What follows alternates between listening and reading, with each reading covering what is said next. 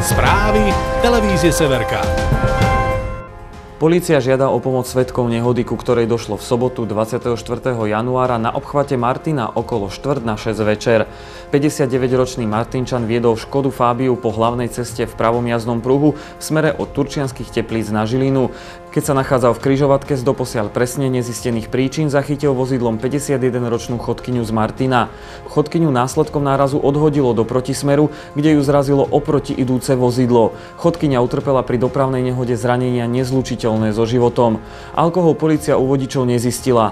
Polícia žiada občanov, ktorí boli svedkom tejto dopravnej nehody, prípadne vodiča, ktorý viedol doposiaľ neznáme motorové vozidlo v smere od Martina na Turčianske Teplice a vyhýbal sa chodkyni, aby informácie k dopravnej nehode oznámili na bezplatnom telefónnom čísle 158. Sledujte spravodajstvo televízie Severka. Každú hodinu aktuálne informácie zo severného Slovenska. Televízia Severka. To, čo nás spája.